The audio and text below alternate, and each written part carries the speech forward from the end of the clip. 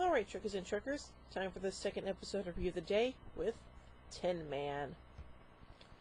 The Enterprise brings aboard the Betazoid Federation emissary Tem Elbrum and takes him to a distant star system.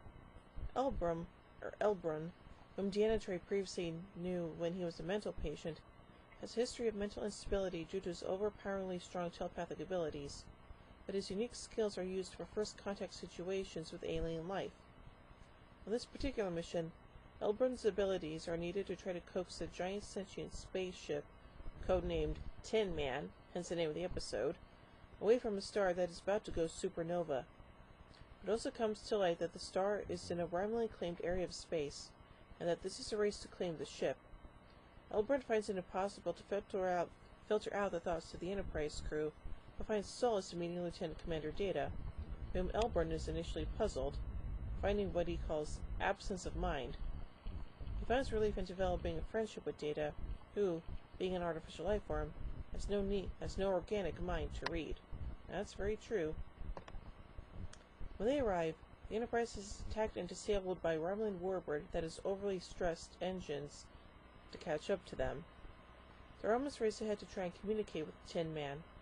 When Elbrun gleans from the Romulans telepathically that they intend to destroy Tin Man if they can't claim it, he sends it a telepathic warning to Tin Man.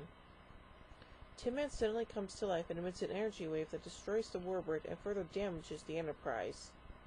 Elbrun, now in communication with Tin Man, reveals that it calls itself Gomtu. The creature is millennia old and formerly had a crew, but they were lost in a radiation accident. Due to a combination of remorse, loneliness, and lack of purpose, Gomtu wishes to die in the supernova. Elbrun requests to be beamed aboard the creature, but Captain Jean-Luc Picard is cautious of this action. When the second warbird arrives, Picard lets Elbrun transport to Gomtu along with Data to help procure the ship. Elbrun is initially overwhelmed by Gomtu, but eventually comes to identify himself with the ship. With the supernova imminent, the elated Elbrun informs Data he will stay with Gomtu, believing it is where he truly belongs. Moments before the start of the supernova, Gomtu creates another energy wave that sends the Enterprise and the warbird spinning out of the star system in separate directions before they are caught in the nova blast. As the Enterprise regains control, they find Data aboard the bridge, who reports what happened aboard Gomtu.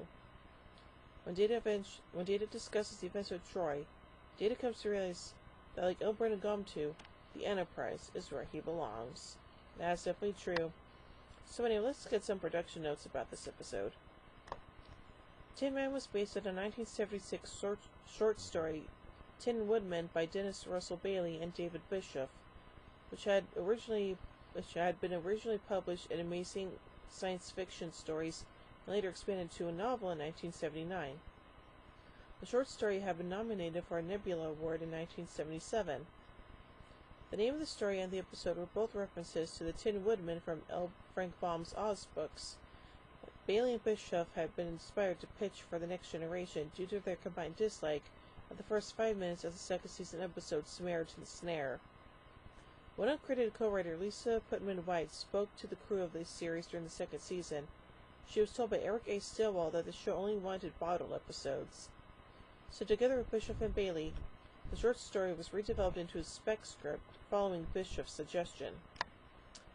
The script was received by script editor Melinda M. Snodgrass at a fortunate time.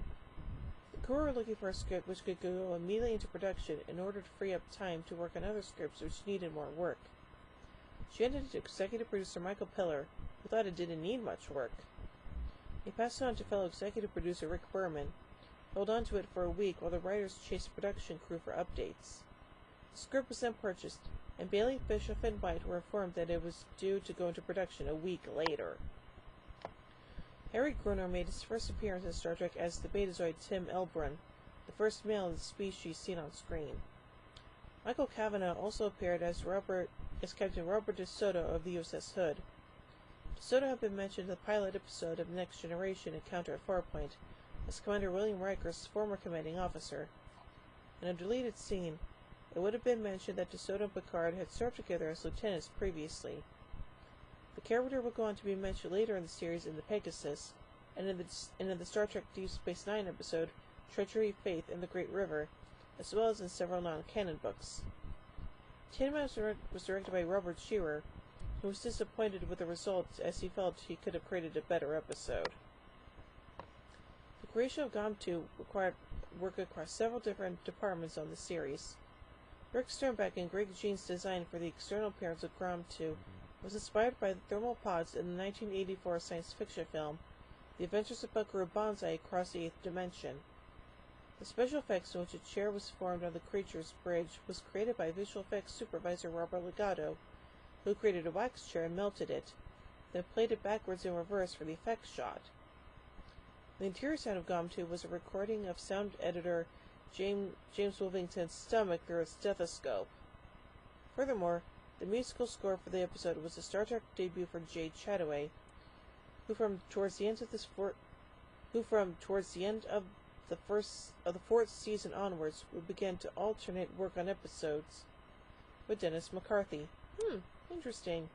So I say this is a pretty good story, and, well, I think that, the character of, what was his name again? Of Elbrun was actually kind of cool, so, yeah. So, overall, I give Tin Man 3 warp cores out of 5. Will join me soon for the 3rd episode review with Hollow Pursuits. So, until then, live long and prosper, everybody.